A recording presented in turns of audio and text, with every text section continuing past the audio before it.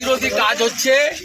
একটা সময় আপনার কিছুদিন আগে বাংলাদেশের যে আপনার মৌলবাদী নেতা বলেছেন, মমতা ব্যানার্জিকে আহ্বান করেছেন যে আপনি বাংলা স্থান বানান, গ্রেটার বাংলাদেশ, সেই দিকে নিয়ে যাচ্ছে। এখনো কি একবারও মমতা বন্দ্যোপাধ্যায় অস্বীকার করেননি, কিন্তু সেই মমতা ব্যানার্জি আজকে যা করেছেন ধর্মীয় অনুষ্ঠানে, খেলাফত কমিটির অনুষ্ঠান, সেখানে ধর্মীয় অনুষ্ঠানে গিয়ে তাদেরকে শুভেচ্ছা মুবারক কি বলে চলে যান, সেটা নিয়ে তো কোনো সমস্যা নেই।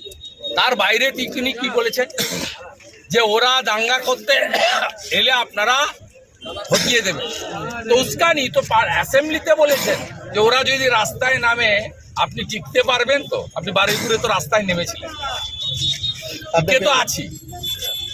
আপনি মনে করবেন না একটা দুটো হিন্দুকে মেরে দিলে হিন্দুস্তান খতম হয়ে যাবে, এটা মনে করার কোনো কারণ নেই। তাহলে আকবর, ঔরঙ্গজেব, শাহজাহান, বাবর এরা তো হিন্দুকে জিরো করে দিত।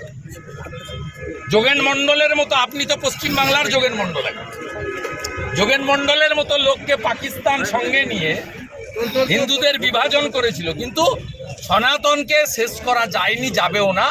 যার আদি নেই অন্ত নেই, তার নাম হচ্ছে সনাতন। ব্রহ্মাণ্ড যতক্ষণ থাকবে ততক্ষণ সনাতন জীবিত থাকবে। ঔরঙ্গজেব পারেনি, মোহাম্মদ ঘড়ি পারেনি, আফজল খাঁ পারেনি, টিপু সুলতান পারেনি, আপনিও পারবেন।